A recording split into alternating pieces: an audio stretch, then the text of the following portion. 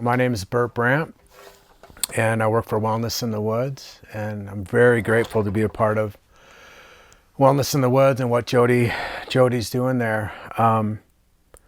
My main lane is doing RAP plans in the Department of Corrections. RAP is an acronym. It's a Wellness Recovery Action Plan, and it's really straightforward. It's strength-based, and the main point of a RAP plan is how are you when you're well. So if we can identify, and some guys, some folks haven't really had a sense of who they are since their childhood because of trauma or addiction. But if we can identify who we really are and what that looks like, everything can change because now we have a reference point back, And I know for myself, I spent decades responding to my anxiety, my depression, addiction triggers. I was straight to the liquor store, straight to get a hit. A lot of times in Department of Corrections, if someone's having an anxiety attack, they'll just knock someone out and go to the hole. That's just a way to deal with the moment. Very negative, but it's a way to deal with it.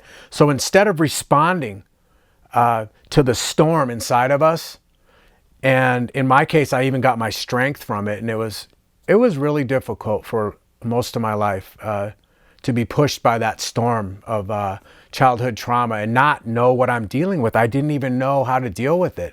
I was ashamed of what I felt and thought what I felt was cowardice and fear when it was anxiety and depression from this trauma, this abuse.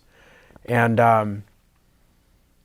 it had been a long time since I really operated in who I really was. And so we're in a RAP plan, we're identifying who we really are so we can use all our strengths to hang on to that. And the more you refer to your RAP plan, you will get really self-aware. And that opens the door wide open to being responsible and involved in your recovery, and it also opens the door to hope, and if you have hope, you're moving forward. A RAP plan set me up to operate in hope and responsibility instead of just responding to the storm I feel, responding to the shame, the self-hatred, the addiction triggers. I'm not pushed to the liquor store. I don't have to run and, get intoxicated. I just go through it just like last time, and it just becomes a new way of operating, and RAP plan is really straightforward, and it's just an invitation to a real strong recovery that can be walked out. This is something that can be walked out the rest of your life.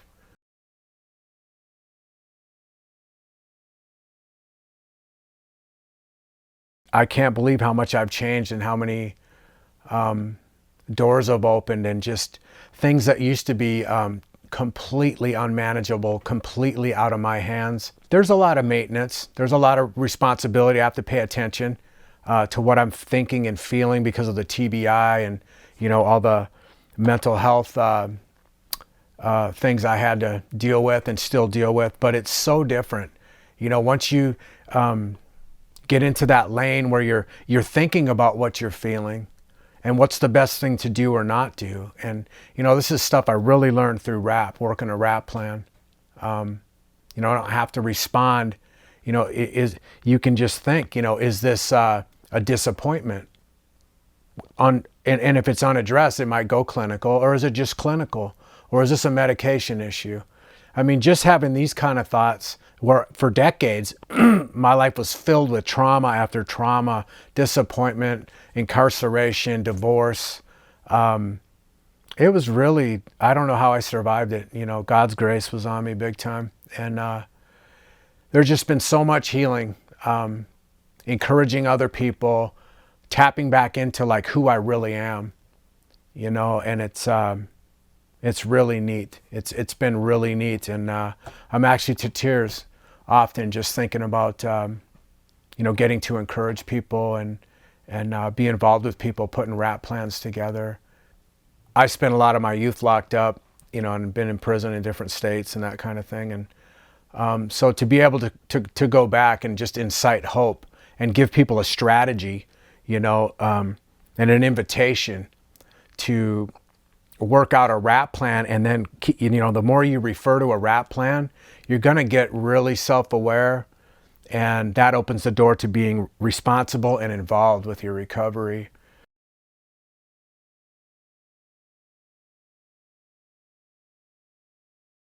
I was really shocked to gain the knowledge of the ACE scores, the Adverse Childhood Experience scale. I went to a conference. It was called Chaplains for Children, and it was about, just having a safe environment for children, in church and them kind of settings. And if someone is traumatized, how to deal with them carefully and safely. And the more I learned, it was just like, oh my gosh, like no wonder my life's been so frustrating and people have been so frustrating. It's just all this unaddressed trauma that I had in my pocket since my tender youth, and I just didn't know what I was dealing with. And, just learning that was just life-changing.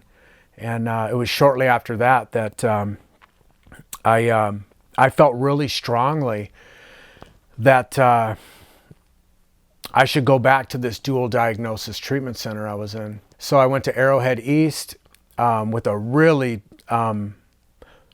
strong desire to do game night, because half the people in treatment are homeless, or you don't get it past the first couple weeks because your blood's still hot. And I just wanted to encourage people. I was hopelessly addicted, hopelessly brain injured, hopelessly mentally ill. And look, if you get in your lane and stay in it and behave, whether that's taking your meds, staying sober, seeing your trauma therapist, you will be shocked as you see your true identity come back into play, and your life will change, whether it's a couple months or a couple years. And I just wanted to encourage people and just have a night of game night and just encouragement. You can do it. And so the folks at the treatment center, they said, yeah, game night's great, but you have to be certified as a peer support specialist. And it was a practical reason. Up to that point, I hadn't heard about peer support specialists. But as a peer support specialist, I could go into the treatment center without breaking their house privacy rules or, HIPAA laws on privacy and that. So it was a 2-week class, out of town, big commitment. And I just really felt I needed to do game night and encourage the people in my neighborhood who were struggling with what I walked out and still walk out, in a lot of ways. I went to that peer support specialist training, and that's when I met my dear friend Jody and got involved with Wellness in the Woods. So a week into that training, part of the training is, you have to tell your story. Some people that are, I had told my story a couple times, in different venues or, testimony or like a treatment type thing. So it wasn't entirely new. But after I shared my story, Jody's like, hey, I need you to work for me, man. We need to share your story. People need to know, that there's hope, coming out of all this, childhood trauma and addiction and incarceration and all that. And at that time, I had gotten into a car wreck in 2006, and my arm was almost ripped off, my left arm. I got a traumatic brain injury. So as the years went by with that, there was a lot of mental health breakdowns, back to work, thinking I'm good to go. And then here I go, I got to get my shoulder rebuilt. There goes my elbow again. So there was a lot of false starts, so to say, a lot of disappointment, and I was, when Jody offered me the job as an outreach associate with her, I had to go back and see my trauma therapist. I hadn't seen him in over a year, and I was really embarrassed about that, but it is what it is. That's where I was at, and I'm not there anymore. Jody had me speaking at trauma conferences, PTSD conferences, self-empowerment day, mental health day, those type of things. And it was just really neat to encourage people. And the more I gave, it turned out I was sitting on a gift. I have a gift for hope. And out of that, encouraging people to be responsible with their recovery.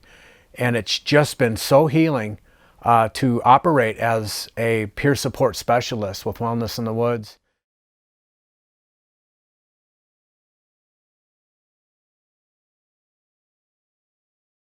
One of the things we say at Wellness in the Woods is, if you know who you really are, you can use all your strengths to hold on to that. And then, if you lose it, you just get it back because you know what it looks like.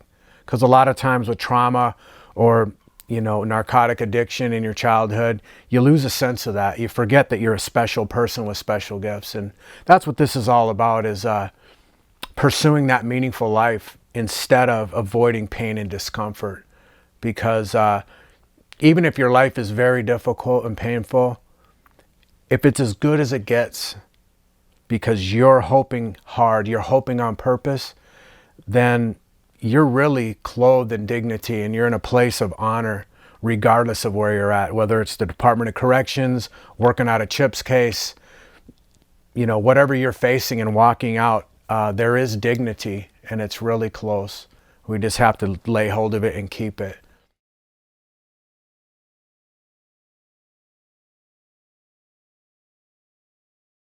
The real me likes to read to people. I like to write poetry and journal and things like that. So I'm going to share one of my poems with you. And it's called Reflections. And this is one of the poems I usually read to the guys when I'm in Department of Corrections. Reflections on the concrete floor echo down the corridor. Reflections on the concrete floor don't sway like branches or twinkle like your eyes. They're still, just like my door. Reflections of a life unwise and by grace outgrown. I outlasted. Because of his love, I moved past it. Some reflections are expensive and some are very cheap, like the cast shadow of prison bars and the banging and slamming of Cadillac doors. Now I'm inspired by Christ to reflect on the present and a future still clean and unspent. Reflections on the concrete floor. I'm not looking down, so I don't see them anymore.